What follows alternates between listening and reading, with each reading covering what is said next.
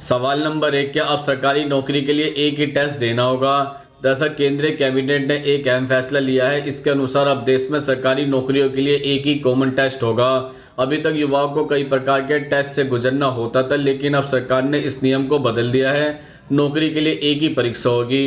राष्ट्रीय भर्ती संस्था कॉमन एलिजिबिलिटी टेस्ट लेगी, जिसका करोड़ों युवाओं को फायदा मिलेगा।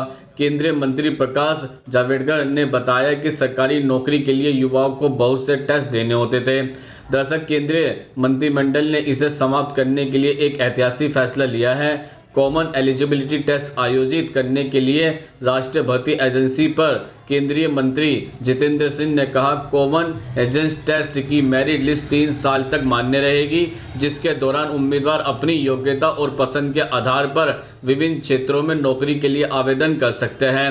केंद्र सरकार के सचिव सी चंद्रमौली ने इस फैसले पर कहा है कि केंद्र सरकार में लगभग 20 से अधिक भर्ती एजेंसियां हैं। यद्यपि हम अब तक केवल 3 एजेंसियों की परीक्षाओं को सामान्य बना रहे हैं, लेकिन समय के साथ हम भविष्य में सभी भर्ती एजेंसियों के लिए सामान्य पात्रता परीक्षा कराएंगे। नेक्स्ट क्वेश्चन, अफ्रीकी देश माली में विद्रोहियों ने तख्तापलट क्यों किया?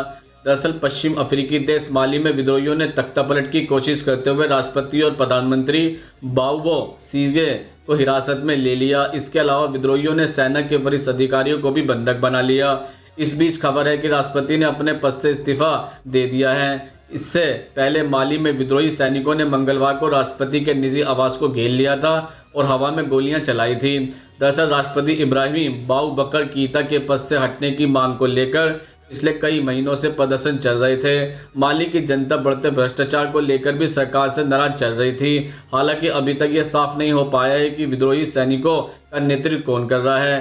प्रत्यक्षदर्शियों के मुताबिक राजधानी बमाको के पास स्थित काटी शहर में गोलियां चलने की आवाज़ भी सुनाई दी है। बमाको छावनी में तब्दील हो चुका है। यहाँ भारी संख्या में सैनिक दिखाई दे रहे हैं, जिससे इस आशंका को बल मिलता है कि राजधानी पर विद्रोही सैनिकों ने कब्जा कर लिया है। दरअसल तख्तापलट की कोशिश मंगलवार सुबह राजधानी बमाको के पास एक सैन्य शिविर में फायरिंग से शुरू हुई। युवाओं ने सरकारी इमारतों में आग लगा दी। इसके बाद सरकार से नाराज सैनिकों ने सीनियर कमांडो को भी बंधक बना लिया।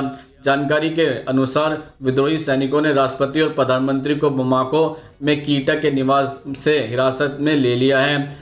वहीं बड़ी संख्या में लोग राष्ट्रपति इब्राहिम बाउबकर कीता के विरोध में बमाको की सड़कों पर इकट्ठा हो रहे हैं। स्थिति की गंभीरता को देखते हुए विदेशी दूतावासों ने अपने लोगों को घर में ही रहने की सलाह दी है। सवाल नंबर 3, मॉरिशस के समुद्र में तेल रिसाव क्यों और कैसे हुआ? दरअसल जापान की एक कंपनी है नाकशिकी शिपिंग लिमिटेड। इसका एक जहाज है मर्चेंट वेसल वाकाशियो। इसे जापान की ही एक ट्रांसपोर्ट कंपनी मित्सुबिशी ओएसके ने किराए पर लिया। यह जहाज ने चीन स्थित तियानजिन बंदरगाह से रवाना होकर ब्राज़ील जा रहा था। उस रोज यानी 25 जुलाई की शाम को यह जहाज हिंद महासागर में बसे देश मॉरिशस की दक्षिण पश्चिमी दिशा से होकर गुजर रहा था। यहाँ समुद्र में मूंगे की चट्टान है। इन्हीं कोरल रीफ्स में अटक गया यह जहाज फंसा तो आगे नहीं बढ़ पाया।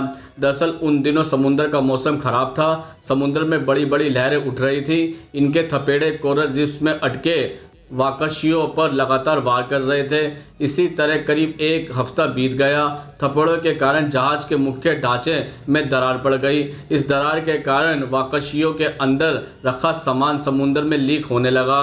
क्या था इस वाकाशिकों में? दरअसल आमतौर पर यह जहाज कोयला और अनाज जैसी चीज़ों की ढुलाई करता है, मगर इस वक्त इसमें दरार पड़ी। उस समय इस पर था करीब 200 टन डीजल और 4000 टन हैवी फ्यूल ऑयल। दरअसल जहाज में पड़ी दरार के रास्ते यह तेल समुद्र में रिसने लगा। जल्दी एक बड़े इलाके में यह फैल गया। 7 अगस्त आते आते यह ऑयल लीक मॉरिशस का राष्ट्रीय आपातकाल बन गया। दरअसल इसके अलावा तेल के कई घुलनशील तत्वों की एक परत पानी की सतह के नीचे भी फैल गई। यह सब यहाँ के मरीन लाइफ के लिए जहर का काम कर रही है। तेल की परत के कारण समुद्र के नीचे रहने वाले जीवों को ऑक्सीजन कम मिलेगा। इसके अलावा तेल से निकला जहरीला हाइड्रोकार्बन कोरल रीफ्स को भी ब्लीच कर देगा।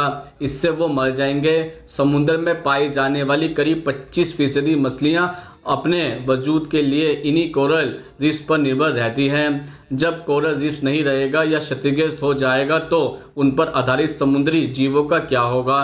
दरअसल यह सब चल ही रहा था कि 15 अगस्त को एक और खबर आई।